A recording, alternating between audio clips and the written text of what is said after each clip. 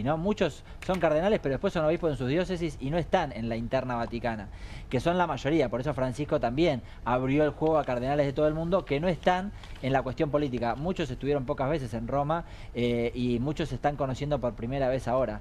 Y esos, si quiere, los votos que terminan yendo para un lado o para el otro, ¿no? Claro. Entonces, Esos no son candidatos, o sí, no digo, cardenales que no están muy dedicados a la actividad política y que están muy ocupados en sus diócesis y seguramente no tienen chance de ser papa o no están trabajando para eso. En la película Cónclave un poco plantean eso, no vamos a spoilear nada, pero no es del todo seguro. En general se eligen a personas que los mismos cardenales se vean representados, que ven que sus ideas sí son factibles y que es lo mejor para la Iglesia en este momento. Que yo creo que no tiene que ver con algo ad intra de la Iglesia, es decir, no con si es pro o contra Francisco, sino más los problemas que van a mirar más los problemas de la Iglesia hacia afuera, ¿no? Francisco recibió una Iglesia muy diferente a la que deja, muy diferente, por eso fue un gran reformador. Deja una Iglesia consolidada estructuralmente por 50 o 100 años, de modo tal que los problemas ad intra de la Iglesia hoy no van a ser un problema. Estarán los que dicen no a los homosexuales, no a los divorciados, pero termina siendo un grupo muy pequeño por problemas muy circunstanciales que le afectan, si se quiere mucho, a un porcentaje de la Iglesia que no es mayoritario. Hoy los cardenales están más preocupados por los problemas que está teniendo el mundo, ¿no?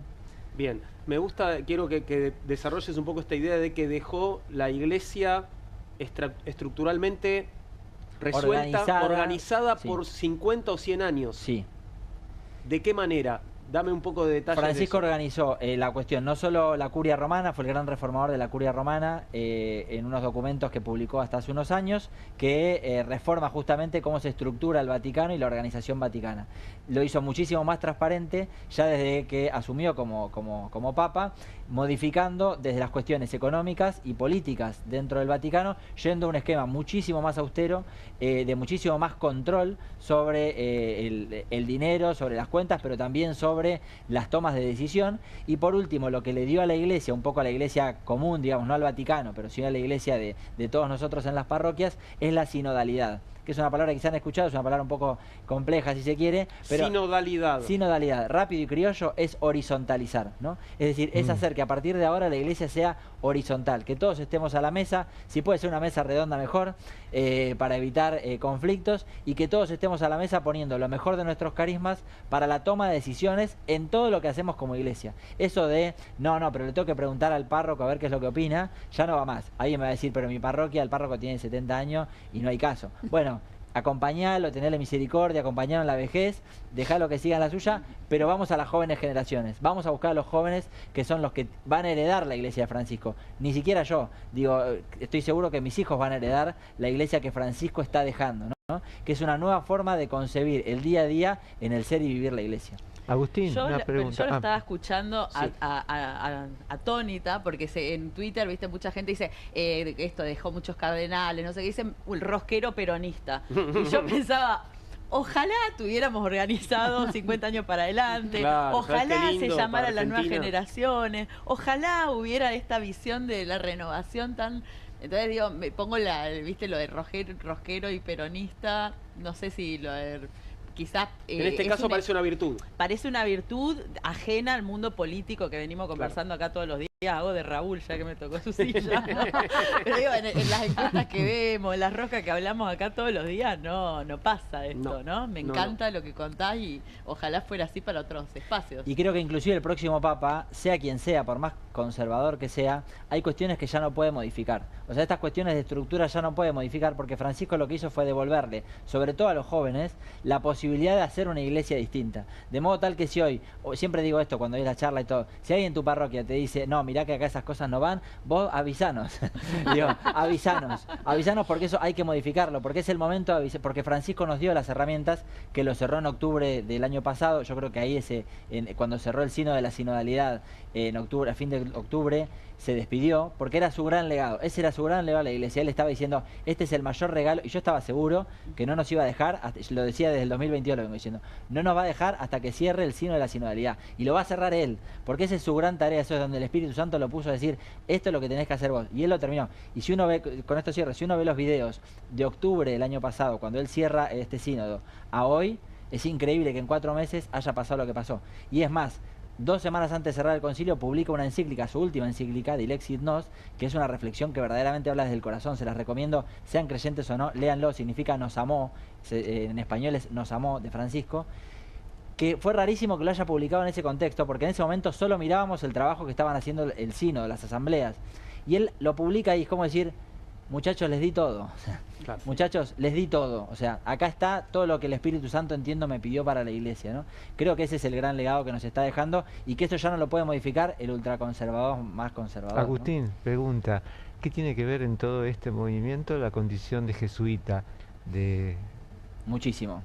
Contame. Sí, muchísimo.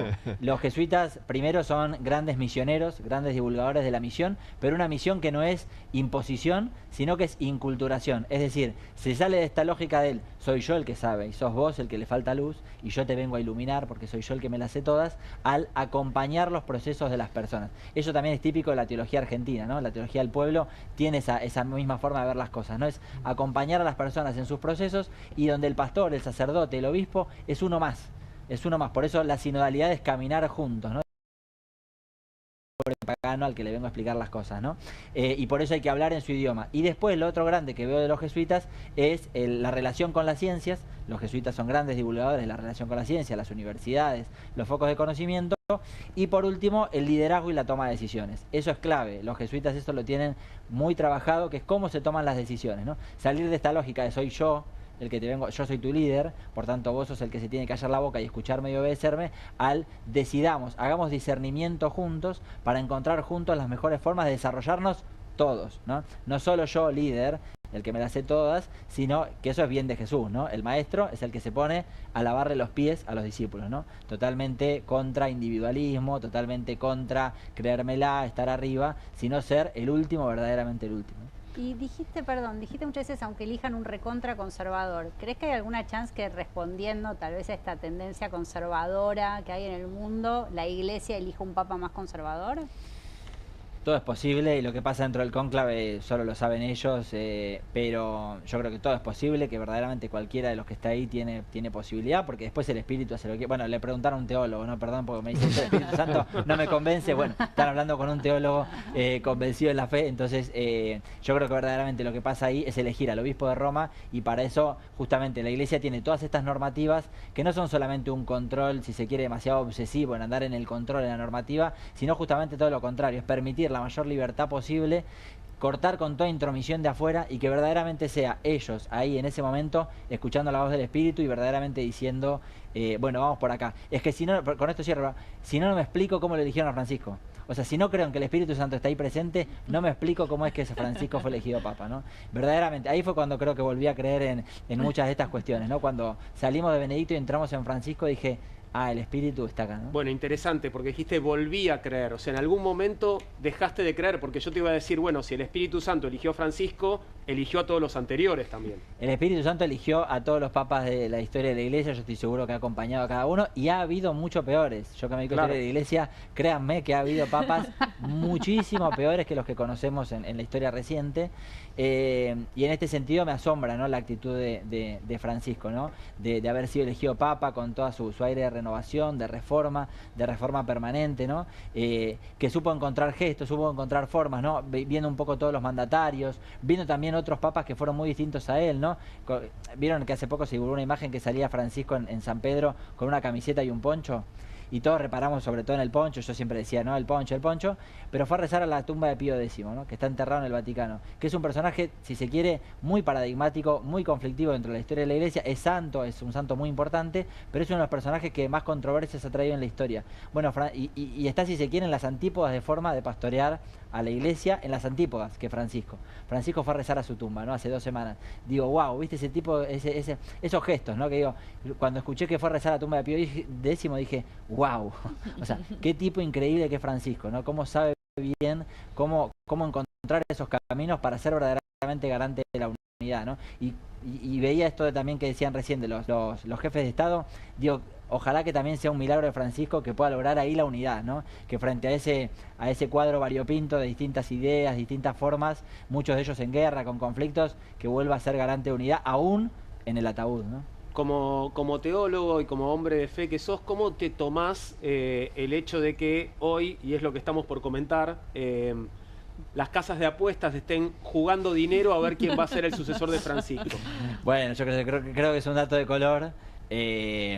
No, mira, pagan y todo, ya dice. Sí, claro, sí, ya te voy a contar. Bueno, está bien, no me meto en la quiniela, no me meto, a ver si después digo algún nombre y me... No y para me que salen digas a matar nombres, a mí sino porque porque... digo, debe ser perturbador, digamos, ver que se está apostando sobre esto. Yo ¿no? creo que uno diría de vuelta, ¿no? Creo que en el cónclave pasan cosas que no terminamos con...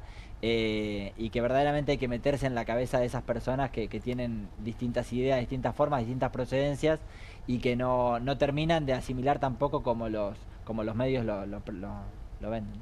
No te vamos a hacer opinar sobre cosas que no corresponde que lo hagas, pero sí te vamos a compartir a vos la información, porque si bien nada está dicho y todo se definirá a partir de la decisión de los 134 cardenales que participarán del cónclave, el mundo de las apuestas anticipa que el mejor perfilado para ser el próximo papa es Pietro Parolin, que paga 2,75, y aquí Sergio Zabalza tenía el dato, porque me pasó el dato como quinielero, como el psicoanalista quinielero, me dijo, parece que Parolin, hace un ratito.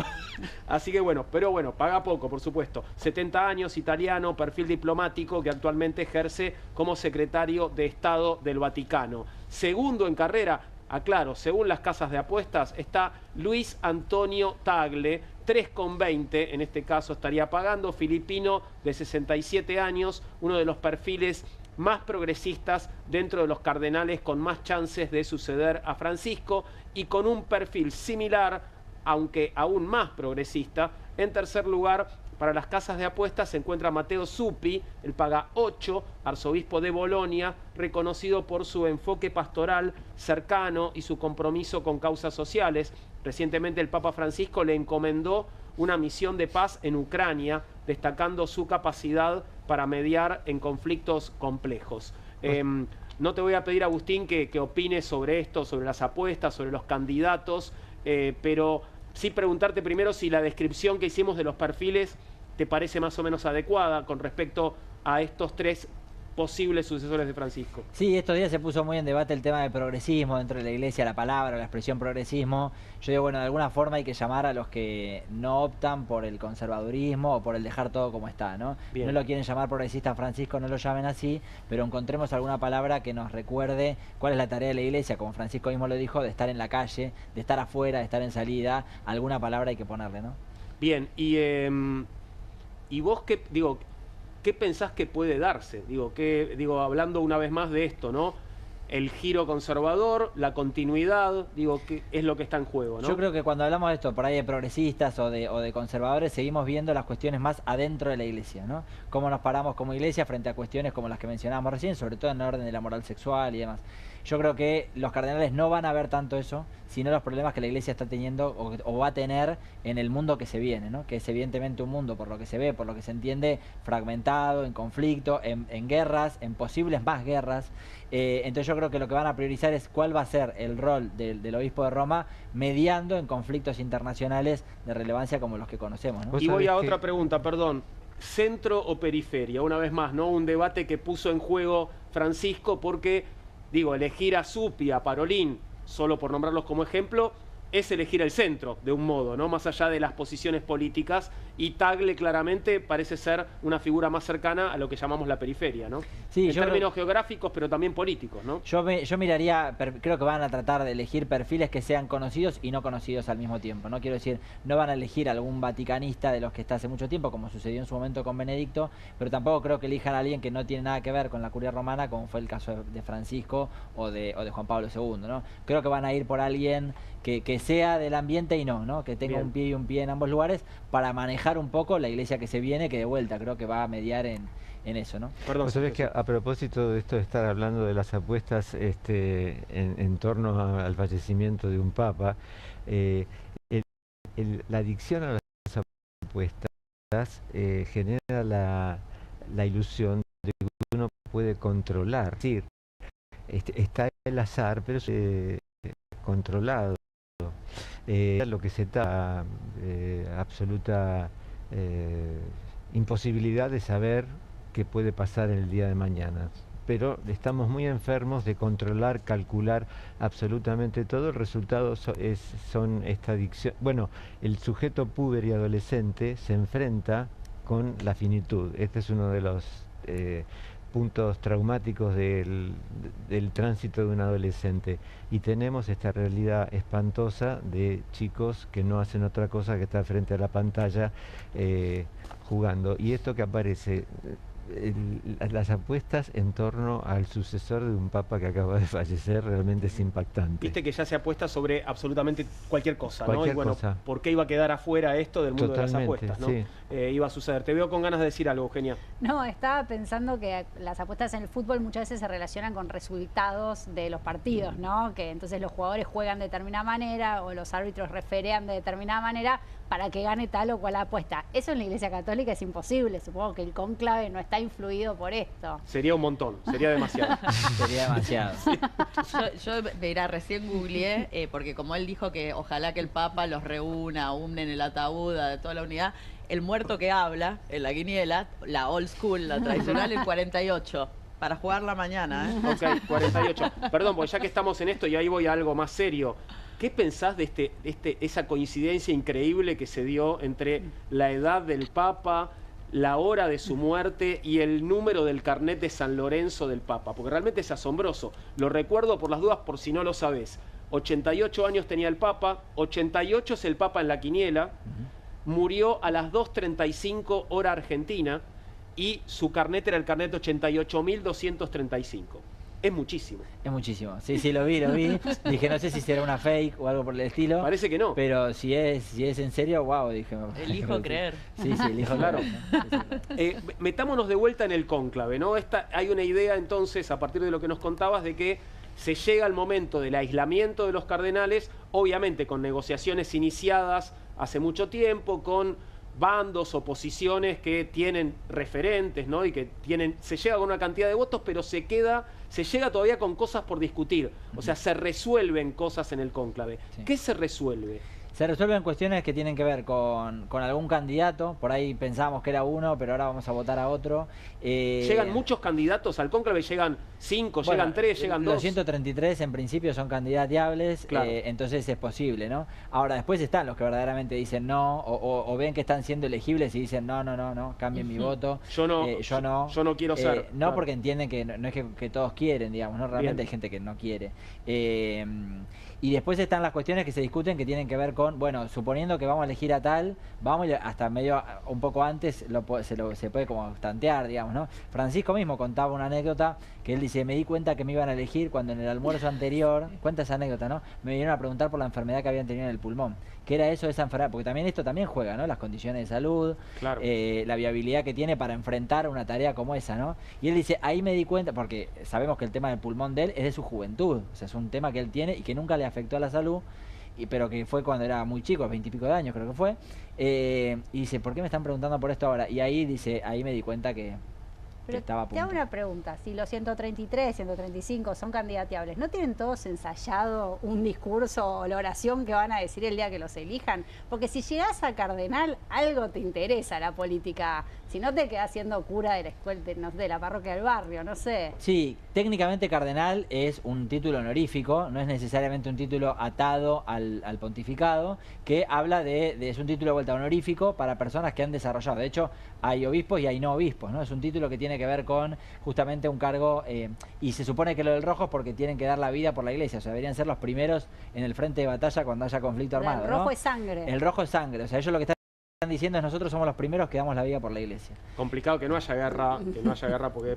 Ellos deberían ser los primeros que den la vida por la iglesia, y en este sentido también se pone justamente en juego todas estas cuestiones que tienen que ver con las ideas de cada uno y bueno, hasta qué punto están dispuestos. Ahora, si todos lo tienen o no lo sabemos. Hoy le preguntaron a Cobo, que también es una persona súper recomendable para seguir, es el arzobispo de Madrid, que es cardenal, es joven, está y veía una nota que le estaban haciendo, que él decía, bueno, todos creemos que va a ser el otro, o sea, quizás le preguntaban por esto, no, pero dale, todos saben que van a ser, y él decía, todos creemos que va a ser otro, ¿no? Y creo que nos sorprende cuando nos eligen a nosotros.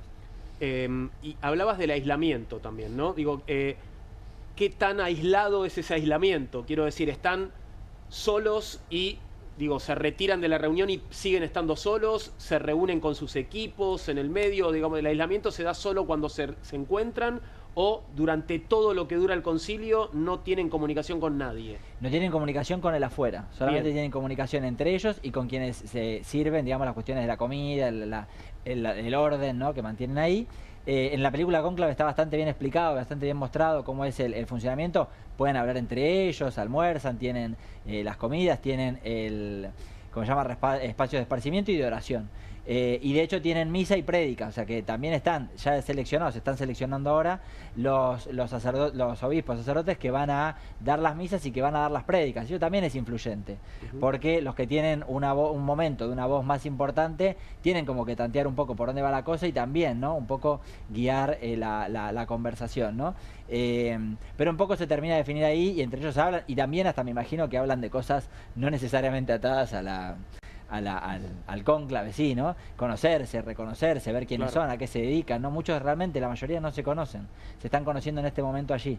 Entonces también está bueno esto, ¿no? Como cuando uno va a un lugar donde hay mucha gente colega y entra en relación, ¿no? Campamento de papas. Pero como no tienen celular, no tienen contacto con el afuera ni nada. Ah, eso, no tienen celular tampoco. No tienen celulares, no tienen medios de comunicación, solamente pueden interrumpir el aislamiento en caso de enfermedad grave, y si no es, y alguno puede irse pero no puede volver, o sea, puede decir yo no me voy, pero no vuelve. Solamente pueden volver en caso de enfermedad grave probada por varios médicos que están allí asistiendo y demás, y el único contacto es con una de las personas que está afuera, encargado del colegio, del Vaticano, y puede oficiar si es que hay algún problema grave. Por eso yo creo que en pocos días va a estar resuelto, ¿no? Con respecto a esto, al tiempo que se toma este encuentro, ¿no? Digo, evalúan también que la demora tal vez afecta a la imagen exterior de la iglesia. Digo, hay una especulación con respecto a no tiene que ser ni muy rápido ni muy lento, hay como una medida justa del tiempo para elegir un papa.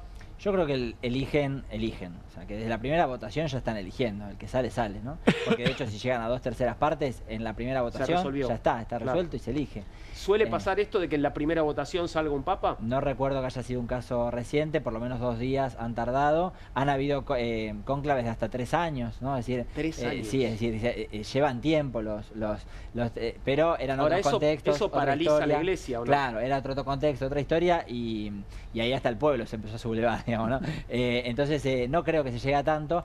Igualmente hoy está controlado, son creo que hasta 30 y pocas elecciones, y si ahí no se decide por 2/3 partes, se baja a la mayoría simple, con los candidatos con más votos. Bien. Es decir, que se resuelve en 10 días, debería estar resuelto, 15 días debería estar resuelto.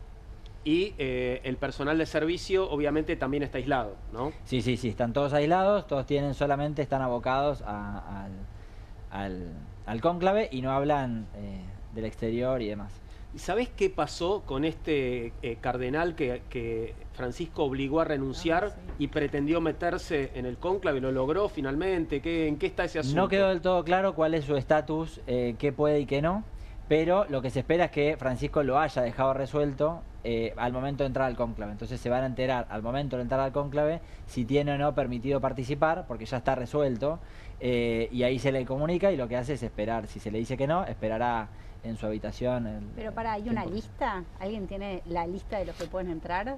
O sea, la lista está, pero en este caso es un caso particular, porque es muy raro que se expulse a un cardenal, y en este caso, por cuestión probada, Francisco le quitó determinados, vamos a decir, derechos y obligaciones, pero no le quitó propiamente todavía la de participar del cónclave. Pero eso no significa que no lo haya hecho. Quizás sí lo ha hecho, pero de forma privada, y se le notifica al momento. Hoy hablaban de los sinvergüenzas en la Feria del Libro, ¿vos sabés? Sí, y del curso de apertura de Sasturain, ¿no? Exactamente, sí. Y me hizo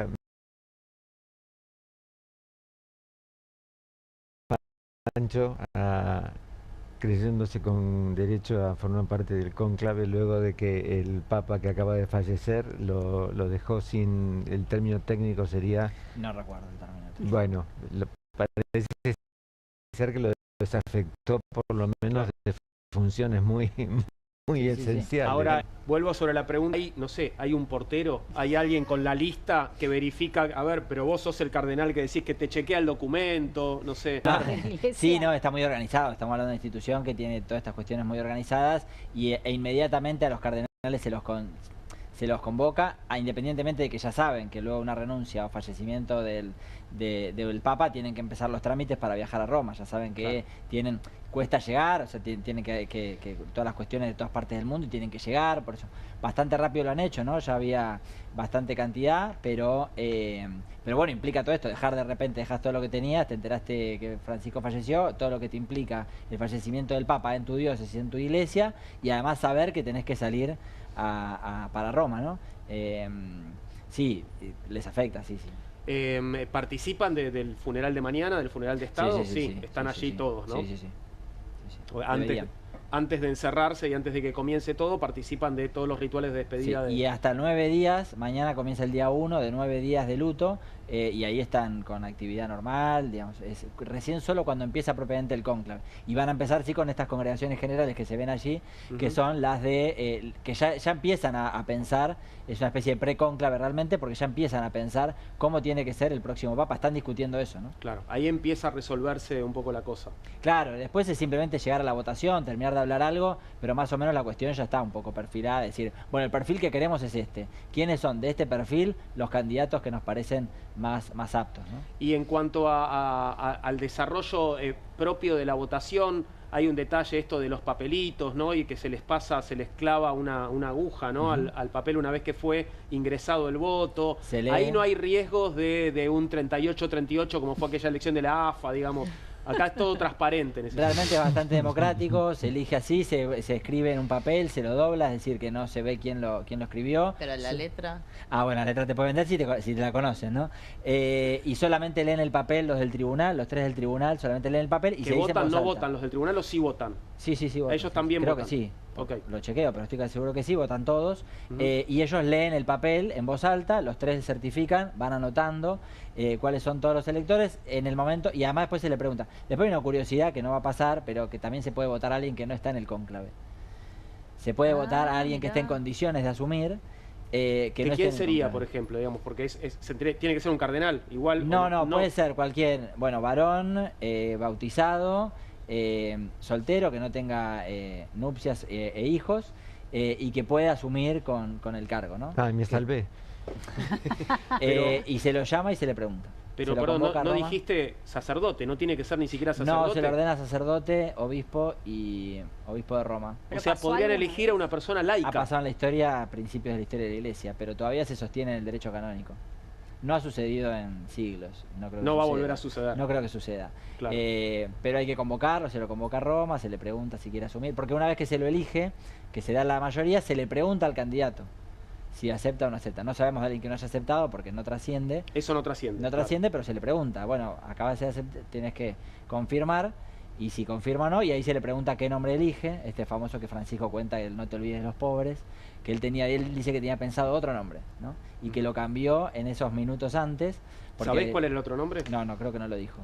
Pero ahí él dice, no, los pobres es cierto, vamos con Francisco Asís, ¿no? Ahora, y entonces no nos enteramos, el mundo no se entera de que hay nuevo papa hasta ese momento, hasta el momento en el que le preguntan al elegido si está de acuerdo, si lo acepta, y se pone nombre, y recién ahí es la fumata blanca, y recién ahí sale al balcón, y ahí es cuando todos nos enteramos. Pasa más o menos 45 minutos, una hora, entre la fumata blanca, la preparación del candidato, y que sale al balcón, más o menos 45 minutos, una hora puede estar el tiempo, ¿no? Que ahí se disponen justamente todos esos trabajos previos para acompañar al nuevo electo. Y este ritual de la votación, de los papelitos y el hilo y demás, también debe ser un ritual que tiene siglos, ¿no? Porque no hay nada ahí como demasiado tecnológico en juego, ¿no? Debe ser igual a... ¿no? Sí, okay. No. Sí, porque era una de las formas de votar antiguas, pero fue la que terminó quedando. Había otras formas de votación, pero en la reforma que hizo Juan Pablo II se determinó que es la forma más transparente de elegir al sucesor, porque es la forma más democrática dentro del aislamiento para elegir... Por eso también el aislamiento, uno piensa que por ahí, no, el secretismo vaticano... en 2 días te lo cuentan, o sea, tampoco es tan secreto, no es que están guardando un secreto por años que le afecta a la vida de las personas. Lo que están terminando, lo que quieren justamente garantizar es que no haya presión del exterior, que nadie se sienta presionado con el exterior y que verdaderamente voten al que en sus corazones el espíritu está diciendo vamos por acá, ¿no? Y por eso esta idea también de quemarlo, se queman los registros, cosas así. ¿Estuvimos todos de acuerdo? Sí. Y sobre todo me gusta pensar a mí que garantizan la unidad. También el espíritu de Francisco, ¿no? Garantizan la unidad. Puertas adentro quizás se mataron y se agarraron a trompadas, no lo sabemos.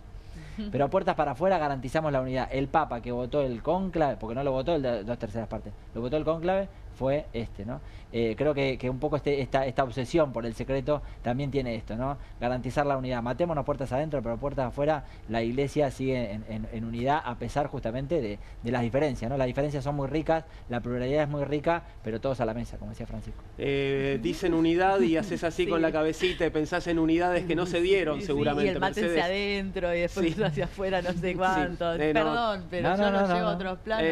No todos tienen esas costumbres. No todos tienen esas costumbres. Ojalá también sea un legado. O sea, yo esta semana aprendí de papismo un montón. Creo que un montón de gente también está aprendiendo mucho. Y esto que nos estás contando está bueno en un punto, ¿no? Entender también todos esos mecanismos y también estas cuestiones, ¿no? De cómo se resuelven los conflictos, de cómo se deciden las autoridades, cómo es el rol, esta horizontalidad que contabas, cómo se integran también a gente que está en las periferias y que quizás tienen problemas totalmente diferentes a lo que va a pasar en Roma, el filipino o alguien de América Latina. Así que creo que sus historias, es una buena... esta semana tuvimos Sí, aprendimos un montón. Sí. En el legado de Francisco garantizar la unidad, ¿no? O sea, me parece que es una riqueza enorme, ¿no? Decir, bueno, a pesar de la diversidad, garanticemos la unidad, respetando la diversidad, pero unidos. Quería, Sergio, que te tomaras un minuto para hablar sobre, la despedida de alguien que se va, ¿no? Esto a lo que te referías un poco al comienzo del programa, ¿no? La importancia del duelo, ¿no? Y de la despedida, como es un velorio, en este caso el del Papa Francisco. Sí, tal cual. Bueno, a mí me impacta porque soy argentino, porque tengo una historia y porque nosotros hemos vivido la tragedia de los desaparecidos y hace muy poco tiempo hemos vivido la experiencia de la pandemia, donde las personas no pudieron despedir a sus seres queridos. Creo que todavía no tenemos suficiente debate, suficiente investigación sobre el daño que ha producido esto. Estoy convencido que es enorme y parte de la locura cotidiana que estamos viviendo hoy tiene que ver con no haber podido durante la pandemia despedir a nuestros seres queridos. Insisto, el duelo es una ceremonia íntima que se hace en público. Diría que durante la casa en común se pone a prueba en el duelo. Exactamente. Nosotros no pudimos hacerlo y me parece que en ese momento que había que atender infinitas urgencias no pudimos calcular las consecuencias de que una familia no pueda despedir a un papá que se estaba muriendo, estar junto al lado, esto mismo que está sucediendo ahora en el Vaticano, estar cerca de despedirnos de ese cuerpo, de esa persona, no se pudo hacer. A mí por lo menos me impacta. Creo yo suelo, cuando intento trazar cierto diagnóstico sobre nuestra sociedad y demás, mirar el espejo que brinda la pubertad y los adolescentes, porque son los que por donde esto más se transmite. Y creo que el desvarío actual que viven los chicos entre las pantallas, las apuestas, ciertas tendencias francamente inquietantes, la inhibición para acercarse al cuerpo del otro, tienen que ver precisamente con esta posibilidad de no haber estado tocados por la ley. La ley clave que nos hace comunes es la finitud. Cualquier cosa que no respete eso, y bien, trae graves consecuencias sociales. Ahí tenemos en pantalla y vamos a compartir seguramente la imagen de Lula hoy más temprano, ¿no? Lula llegó a tiempo para la despedida allí en la Basílica de San Pedro de Francisco. No estaba solo porque fue acompañado también por Dilma Rousseff, expresidenta de Brasil. Ahí estás viendo una imagen en la que hay varios funcionarios y dirigentes que se acercaron para dar su despedida a Francisco. No vamos a tener una imagen como esta de la delegación argentina, porque Dios es argentino sí, y así lo quiso. se ve, no sé, no tengo la explicación. Perdón, pero sí, por supuesto. que meta ese comentario no unitario. Pero bueno, así Perdona será, ¿no? al teólogo. No. Esta es la imagen de, bueno, la delegación brasileña. Eugenia, te veía leyendo cosas. Sí, se los ve visiblemente consternados, están de la mano, un gesto muy cristiano, muy católico, de darse la mano en esos momentos, y estaba pensando cuál sería el contrafáctico de la delegación argentina ahí, si estarían dándose la mano, quiénes estarían dando la mano, y por qué tal vez eligieron no ir, hayan elegido a último momento o hayan elegido desde ayer, eso no lo vamos a saber nunca, tomaron la decisión de no estar. En algún momento alguien dijo, es más importante ir a saludar a Huerta Soto, a Jesús Huerta Soto, que ir a darle el último adiós al Papa Francisco, que nació en Buenos Aires, que es de Flores y que no va a haber otro Papa argentino. Así que me parece que en parte también se querían ahorrar esta foto. Vamos a hacer una pequeña pausa y después estaremos compartiendo con vos un secreto que no sabías que necesitabas saber sobre el cónclave que va a elegir al sucesor de Francisco. Esperanos y continuamos ya con Comunistas en la pantalla de Bravo TV.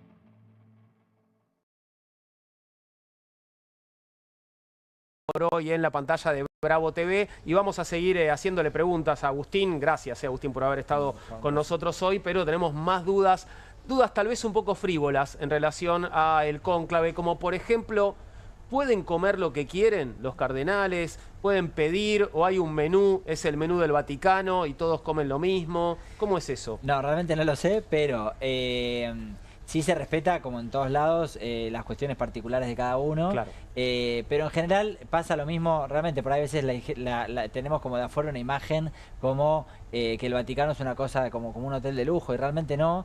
Dentro es como la iglesia a la que estamos acostumbrados, quizás un poco mejor si se quiere, pero la forma que tenemos de comer, yo siempre pongo este ejemplo, viste cuando ibas a comer a un retiro en la parroquia, los que tenemos por ahí un pasado católico, no sé qué, es lo mismo, realmente es lo mismo, ¿no? Quizás de vuelta con un poco mejor pero es lo mismo, o sea, la idea es compartir porque todos vienen de esos trayectos, o sea, las personas que están ahí verdaderamente, o la mayoría, vienen de esos trayectos durante toda su vida, ¿no? ¿Se puede tomar un vinito? ¿Se puede a la noche un whiskycito? Podrán tomarse algo, yo imagino que deben llevar algo para tomar, sí. Ok, perfecto. No lo sé, pero me imagino que sí, que pueden llevar uno. ¿Tienen más dudas sobre la intimidad del cónclave? Es el momento, porque no van a encontrar un especialista así. ¿Es como Gran Hermano? ¿Están todos ahí? Yo estos días lo pensé porque por esta idea del aislamiento total, se inhiben las señales, dejan los celulares afuera y hay como mucho control con esto. De vuelta, no por el secretismo, sino para garantizar, me parece, un poco más de unidad, no estar mostrando justamente tanto conflicto puertas afuera.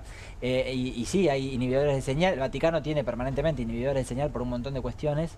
Hay edificios enteros que están inhibidos de la señal y demás, cuestiones de Estado, que como es en todos lados de Estado. Y verdaderamente van a estar aislados de sus problemas, de sus familias, un poco con esto que decía Gran Hermano, que no se enteran de lo que le pasa a la familia. Lo mismo, pasa exactamente lo mismo. Durante esos días están totalmente aislados. Por eso también no creo que sea tan extenso, ¿no? Me pregunto si habrá cardenales, bueno, esto lamentablemente es un vicio, ¿no? Que mucha gente tiene, fumadores, ¿no? Que necesiten salir a fumarse un pucho en el medio del cónclave. ¿Puede pasar? Sí, eso tienen espacios de recreación, tienen espacios de... La mayoría es oración, o sea, la mayoría parte del día están en la misa y en oraciones, tienen varias oraciones durante el día y 4 votaciones, 2 a la mañana y 2 a la tarde. Y después el resto del tiempo, bueno, sí, distensión, ¿pueden descanso. ver series, llevar libros? No, todo prohibido, todo prohibido. Ni una bueno, serie. libros no sé, me imagino que por ahí sí, pero televisión, todo eso está todo prohibido. Claro, porque ahora sería ver una serie, te vas a meter en una plataforma y tal vez, bueno, se te termina filtrando información de la afuera. Todo prohibido, ¿no? Todo lo que es tecnología y demás está todo prohibido justamente para evitar eso, que haya intromisión de la afuera, que de alguna forma de afuera se pueda torcer la elección. Bueno, y que se concentren, que no caiga uno, no, sorry, no vine, me quedé mirando de Pitt. Está Black Mirror apasionante. Claro. Sí, claro. Hay un caso, creo que en el de Juan Pablo II, creo que fue, que muchos electores empezaron el cónclave antes de que lleguen todos los electores. Y hubo mucho problema y porque se quejaron, porque muchos se quejaron porque estaban llegando, ¿no? Claro. Y una vez que se cierra el cónclave, se cierra. Y no los esperaron. No. Entonces, no los esperaron, comenzaron el cónclave y muchos no habían llegado aún, ¿no? Y estaban en los tiempos todavía para iniciarlo, podrían haber esperado, digamos. No sé si es que no los esperaron, pero por lo menos empezaron sin ellos, ¿no? Y no pueden entrar, eso quiero decir, ¿no? Estaban afuera, ya no pueden entrar porque una vez que se sella, cónclave es eso, no es con claves, con sello, una vez que se sella la puerta, no se abre hasta que no esté el nuevo papa. Wow. Bueno, eso es una manera de dejar gente afuera, básicamente. Por eso se espera, digamos, por eso están puestos estos tiempos y sobre todo fue Juan Pablo II y Francisco los que terminaron de renovar un poco estas cuestiones para esto, ¿no? Para garantizar que se respeten estas normas, ¿no? Justamente por eso también son tan estrictos, para verdaderamente permitir que lleguen todos, ¿no? No hay apuro, se pueden tomar 10, 15 días para empezar, ¿no? Sí, estuve viendo también una influencer que sigo, que hace cosas de fashion y no sé qué en Instagram, y ella contaba mucho sobre la vestimenta del Papa. Ella dice que, por ejemplo, hay una túnica roja que tiene cosas bordados en dorado, que él no la usó porque le parecía que era demasiado lujosa. También habló de un anillo de pescador que tenía en el dedo que era de oro y él se lo mandó a hacer en plata y lo puso dorado. Y habla también de los zapatos, que hay los zapatos clásicos de los papas son unos zapatos rojos del color de la sangre de Cristo, y que sin embargo él decidió usar unos zapatos que le hacía un zapatero de acá ortopédicos, y que bueno, de hecho está en el cajón con los zapatos esos. E incluso también contaban que no sé si a Benedicto o al anterior no lo enterraron con los zapatos rojos clásicos, sino con otros no sé qué, y lo veían como una especie de castigo. Y lo que yo me preguntaba es si lo del atuendo y la vestimenta es algo que ellos pueden definir tan libremente, hacer este voto de austeridad como hizo Francisco, no solo en eso, sino en todas las otras cosas también, o hay un reglamento muy estricto también. No, el reglamento está, pero ellos pueden decidir no hacerlo, como en el caso de Francisco. También esto de que haya vivido en Santa Marta es todo un gesto, ¿no? Pero él mismo dice que le parecía incómodo porque tiene un difícil acceso, el palacio donde viven los papas es de difícil acceso, y él se quejaba de eso, ¿no? Él decía, no tanto, pero me molestaba el ascensor. En cambio, Santa Marta realmente es ahí, o sea, uno cuando entra a la parte del Vaticano, digamos, la parte cerrada, lo que es ya propiamente las oficinas y demás, entras y es ahí, es una especie como de hotel, ¿no? Común, sencillo, la habitación es... no necesito más nada, dice, si yo tengo que estar afuera haciendo cosas, ¿no? Adentro. Vamos a cerrar el programa con una imagen que no quiero que la veas todavía, yo no la vi, pero me dicen que es realmente sorprendente, me la contaron, y cuando me la contaron pensé en una que yo creo que todos vamos a recordar. Mundial de Rusia, un partido que está jugando Argentina, Diego Maradona está en la tribuna y de repente un rayo de luz le pega solamente a él, y él pone los brazos en cruz y alguien lo sostiene, y la luz le da derecho a Diego. ¿Se acuerdan, no, de esa imagen increíble? Sí. Bueno, fíjense qué pasó en la Plaza San Pedro con Palomas Blancas, hoy más temprano, a ver si lo podemos ver.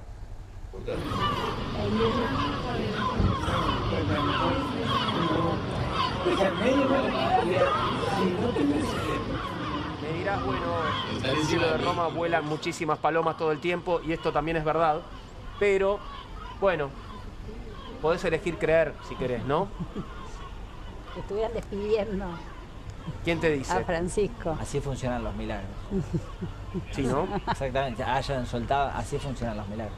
Bueno, Patti Smith, que no es católica, pero que fue a dar un concierto al Vaticano en Navidad de 2014, puso un posteo en Instagram. Dice, este es un diente de león, es una flor pequeña pero fuerte, me emocioné, adiós, querido Francisco, la naturaleza, la poesía y los que sufren van a extrañar a su defensor.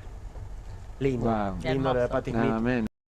Una genia. Cerramos el programa por hoy, cerramos la semana, les agradezco mucho a Eugenia, Sergio, Mercedes, Agustín Podestá, nuestro invitado de hoy, muchas gracias, nos diste muchísima información, y bueno, esperamos que el mundo que venga sea un poquito mejor, que la Iglesia tome una sabia decisión, los cardenales, y que en todo caso empuje para el lado del bien lo que venga de allí, ¿no? Amén. Ojalá que así sea. Muchas gracias por habernos acompañado esta semana, gracias por compartir la mesa esta noche, camaradas. Ya llega a Bravo TV QR en instantes.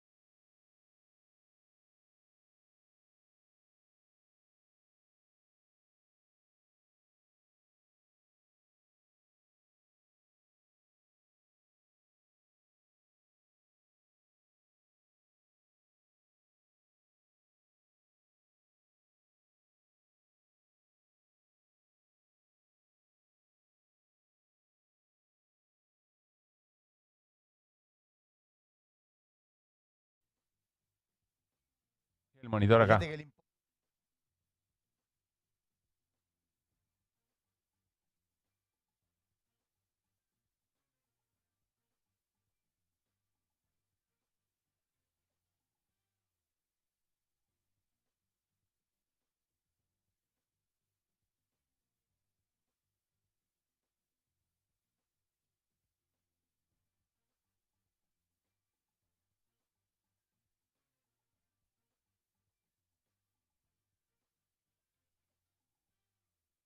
Si necesitas avisar. Remeras, nada más, solo.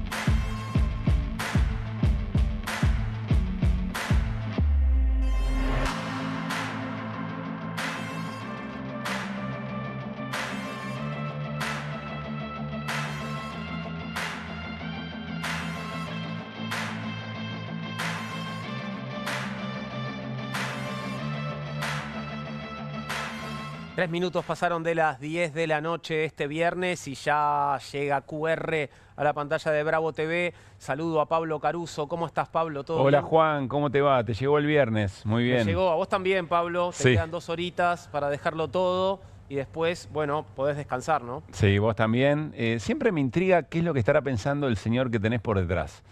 Pero no importa, lo resolvemos en otro. Sí, piensa, tiene nostalgia, siente, Sí. che, qué lindo que era el mundo que yo tenía antes y qué vacío me quedé, ¿no? Me quedé sin cara. ¿Y qué conclusiones sacará de comunistas noche a Sí. noche? En fin. Bueno, está, por supuesto, toda la atención del mundo puesta en la despedida al Papa Francisco. Es impresionante la cantidad de personas que han pasado por allí. Después eso se replica, uno imagina, en las iglesias católicas más importantes de todos los países, aquí en la Argentina desde ya. Ahora, es como, Juan, si se fuera a convertir la despedida del Papa en una suerte de reunión geopolítica también, Totalmente, totalmente. Bueno, yo preguntaba eso, les preguntaba a mis camaradas en la mesa eso hace un rato, justamente teniendo en cuenta, por ejemplo, los últimos posteos de Trump, ¿no? Repudiando los ataques de Putin a Kiev y que si puede llegar a intentar, bueno, no sé, algún tipo de gesto, encuentro informal que impulse en todo caso sus deseos para Europa, no sé. ¿Qué te parece que puede pasar? ¿Puede pasar algo más que un funeral de un papa en este encuentro de tantos líderes mundiales en Roma? Creo que después Martín Granowski quizá tiene alguna memoria, pero siempre que hay un evento de estas características, siempre hay túneles o caminos que conectan a otros intereses, otras reuniones. Pero esto está a la vista del mundo, por eso llamó tanto la atención este graffiti que se observó en estas últimas horas allí en Roma, que representa un poco, ¿no?, la habilidad con la cual los presentan los dirigentes políticos que van a estar ahí, si efectivamente tiene que ver con el pensamiento del Papa Francisco. Creo que lo podemos compartir. Para recordarlo, después nosotros nos vamos a dedicar más profundamente a esto, ¿no? ¿No lo tenemos? Ahí está. Es esa imagen que parece como de un Banksy, ¿no? Un Banksy italiano, Claro. En este caso, ¿no? Y a estos, ¿quién los invitó, no? Es lo que se pregunta el Papa Francisco, ¿no? Claro, y ahí aparece el propio Javier Milei, aparece Trump, aparece, creo que Calvini, creo que referentes de Salvini, perdón, referentes de Italia de la derecha, creo que está la jefa del Parlamento Europeo. Bueno, es una pregunta interesante sobre estas horas. ¿Cuánto se utiliza la despedida del Papa Francisco o bien para acercar posiciones entre algunos líderes o bien para tratar de lavar un poco la ropa de agendas que son tan distintas, de valores que son tan distintos? Totalmente. Bueno, y puede utilizarse en todo caso con habilidad o puede intentar utilizarse con torpeza. Yo interpreto torpeza en la llegada de la delegación argentina hoy a Roma, ¿no? Sí. Digo, esa llegada a destiempo que oficialmente se anuncia como todo va de acuerdo al plan, queríamos llegar ahora, no nos interesaba lo de hoy sino lo de mañana. La verdad es que parece desafortunada, ¿no? Mirá, si querés en vestuarios, quédate pegado a QR, Juan, porque tenemos otra hipótesis. Tenemos otra idea respecto de qué es lo que ocurrió y la valoración de esa llegada tarde, de la que también en este momento está hablando todo el mundo. Así que en eso nos vamos a meter inmediatamente. ¿Tienen data de eso? Me parece que no hace falta, creo que hay que unir los puntos nada más. Interesantísimo. Bueno, me quedo escuchando. Te mando un gran abrazo, terminás una semana difícil, sabés lo que te queremos, Juan. Gracias, Pablo, un abrazo muy grande. Que estés muy bien. Bueno, decíamos recién con Juan Di Natale